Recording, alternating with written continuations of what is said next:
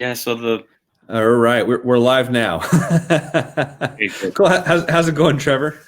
it's going good. It's a snowy day in Denver, Colorado. Really snowing already? Yes. Oh, crazy. Yeah. So again, everyone, thanks for coming on to X Garage. We've been talking a bit about the Baha'i Faith for the last few weeks, and so Trevor knows quite a bit about them, and he's coming at it from a Reformed Christian angle. I don't know exactly about your background, but we met on a Reformed page. And you just had a lot of information about their background, the state of their documents, and so forth. But maybe tell us about what got you interested in the Baha'i Faith. I originally had a ministry to Mormons and Jehovah's Witnesses, and then I was studying them for a few years, and then I went to an event called the Part of the World's Religions in 2015, and there's about 10,000 people there, 250 faiths. That was in Salt Lake City, and then they had a repeat of that in Toronto in 2018, and the Baha'i Faith was really promoting a movie called The Gate, Dawn of the Baha'i Faith. You couldn't walk 5 feet without seeing a banner of this movie, and as you walked into the complex, the Baha'i Faith had its booth right there, so they were right there in the middle, and so really got started talking with the Bahais because they were the most prevalent there at the event. It seems like from my perspective, they're growing in popularity for the last couple years. Do you think that's something that seems true to you, or is it just I think from that my is perspective? true. We don't know an exact number of how many Baha'is there are. There's between 5 to 9 million of them. But I would say after a lot of the events here in the United States, with all the riots going on and because of the virus, one thing with the Baha'i faith is racial equality. And then Mm-hmm. also we can have peace in this life with other people and other religions. So that is very attractive to many people. So I think the Baha'i faith is growing. I don't think we'll ever know the exact number.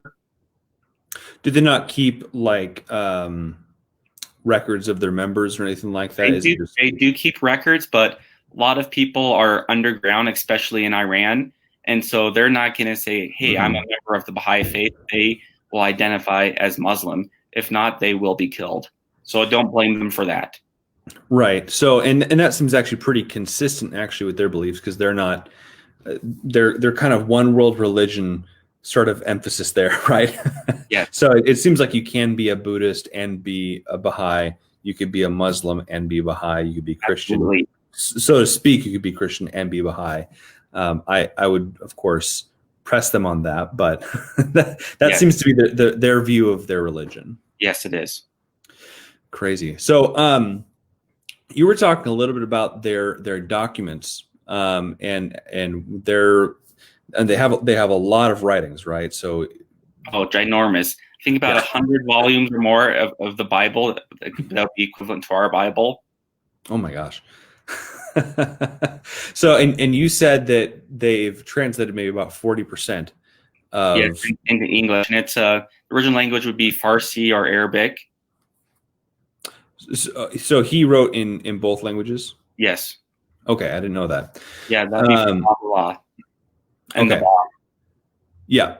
So for these books, you thought that perhaps the lack of translation has some potential intent behind it.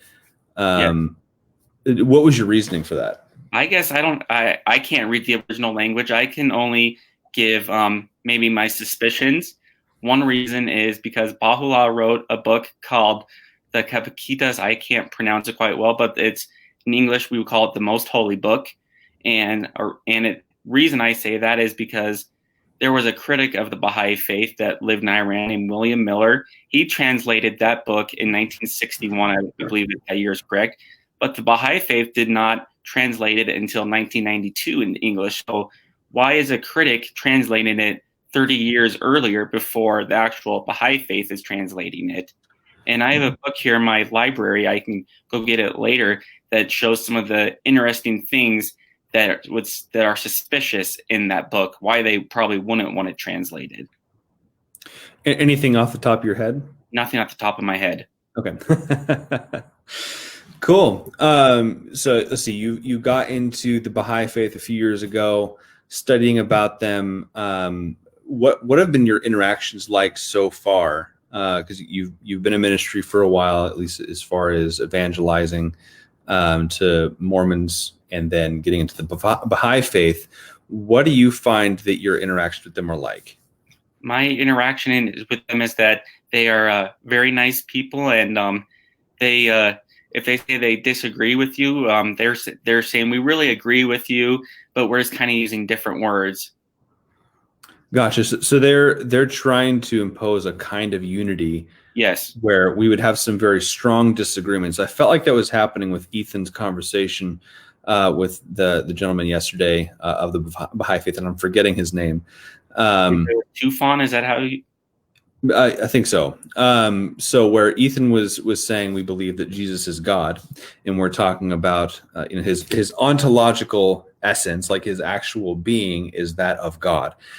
And then the Baha'i gentleman said, "Well, we agree that Jesus is God," and then he went on to elaborate that it's not that he is God, but that he basically, because he's speaking in accordance with what God is saying, he has the essence of God, as it were, not of God himself. Yes.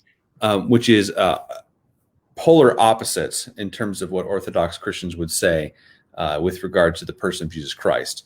So I at one level, like I appreciate the intent, I suppose, of the Baha'i individuals that want to have this kind of unity, but it is a false unity that they're trying to create. It's very surface level. Yes. Yeah. So they'll say we agree with you, but maybe not exactly how you would define it or what I've been. Yep, what you believe to be is true, but how we understand it or describing it is probably different. So Jesus is God, but not. He's sort of kind of like you were saying. Right.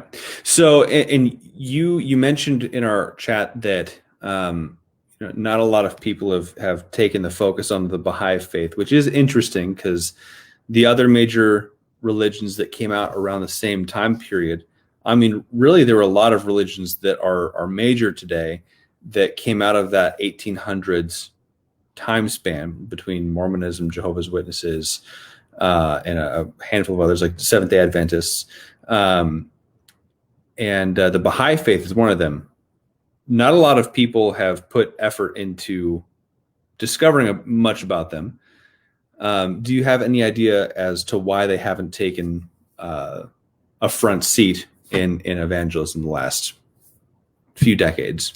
Well, one big reason is it's hard to pronounce a lot of the words. Even though I've been studying it for years, I can't pronounce the words. That's probably one of the big reasons. It is hard to say. If you listen to our episode, we constantly had to be like, I'm not sure if this is how you say it, and there's just a bunch of long words. I tried to avoid saying the words, and if I could find an English equivalent, I would. Yes, that's one of the big reasons, and that for me and a lot of people have said, and then also they're just trying to get unity, and they're going to say, if they're going to talk to a Christian, what you believe to be is true, and that's what Baha'is believe as well. And so why don't you come and have a faith with us, and so we can have more of a unity? That's why you should join the Baha'i Faith. Is right.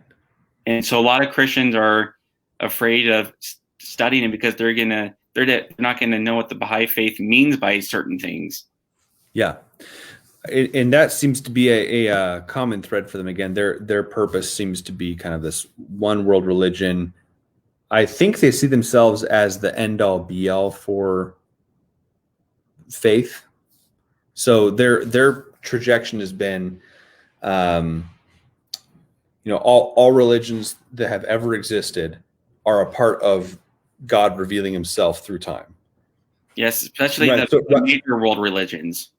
Especially the what? The major world religions. Yes. Yeah. Which right off the bat, that's incredibly confusing to work with because you have these totally contradictory, paradigmatic views of life that you somehow have to weave together, or just accept that not everything is going to be like contradictions are okay, is what it seems like to me at the end of the day. Which is confusing because then you'll get Baha'is that seem like they're more or less okay with that, or they seem to be like they'll try to kind of take the opposite end where they try to defend a little bit more the continuity. Clayton asks, don't you have to sign a card in order to join? Yeah. I didn't know that. That's interesting. Yes, you do, and you just send it in. Interesting. So it doesn't even have to be in person. You could just print off a card online and ship it somewhere. Yeah. Because and their buildings really are something amazing. Yes, they are. I've never been inside, but I have walked around one in Chicago. Wilmette, Illinois. Yeah, and it was outside Chicago, but it was quite an astounding building to look at. So I have no idea what their services are like. I have no idea what they would do on their religious observance sort of days. Do you have any sort of encouragement to Christians to engage? I do have encouragement for Christians to engage, because I've seen people become really good friends, and then I've also seen people start questioning the Baha'i faith. That doesn't seem to make too much sense to me. What you are saying, that does seem to make some sense. Yeah. Cool. Well, let's continue to pray for those that are in the Baha'i faith, and of course, I hope that like we did, that we engage with people that disagree with us. I hope that if anybody else has comments insofar as our misrepresentation, we're happy to field those. After studying the resources and listening to the conversation and other conversations as well, I think that we did represent them fairly okay in our initial few episodes about them. This is kind of a short conversation, but do you have any other comments? Actually, I did want to ask, we did talk about the books. You said they're about 30 years apart. So maybe we already talked about that. So anyway, short conversation today, but I do appreciate you coming on today, Trevor. Any final words before we get going? The Baha'is are great people, and they're an unreached people, and I think it's a time that we start reaching out to them. Cool. Hey, well, I appreciate you coming on for a short little bit, man. Thanks. Welcome. Take care. You too. Bye.